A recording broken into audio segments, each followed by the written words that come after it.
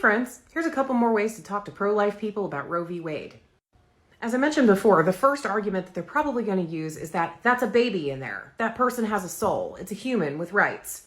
And a lot of them are going to cite religious precedent. But the Bible is not a justification for making secular laws. That's a theocracy. When they want to say that, ask them what they think about the Taliban. It's the same principle. Secondly, if this were about saving babies, then prenatal care, natal care, and, well, healthcare in general would be free and easily accessible to mothers and babies. The next argument they often use is that it's not a constitutionally protected right.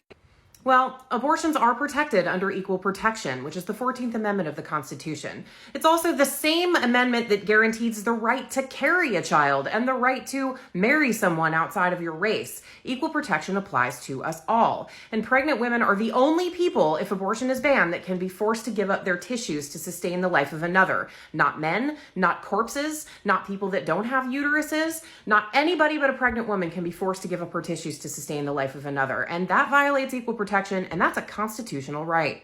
The next argument I often hear is that you can't unrape a rape victim. Why kill a child instead?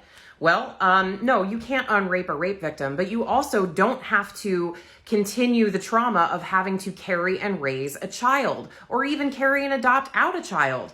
Pregnancy is traumatic to the human body, and it changes the human body permanently. Take it from me, I've got two myself.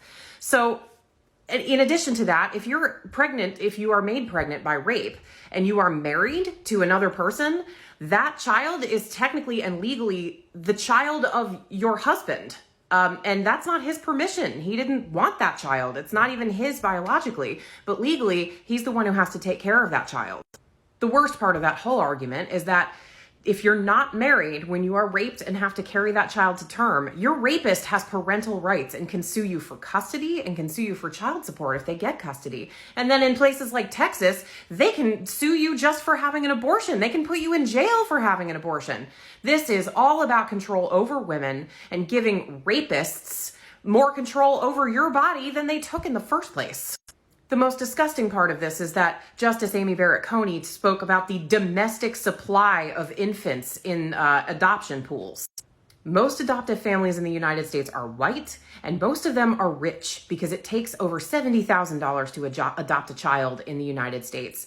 So if we're worried about the domestic supply of infants, guess who we're trying to protect here? Rich white people. Women are not commodities. Babies are not commodities. We are not here to supply your domestic supply of infants that you can sell off like they're new cars.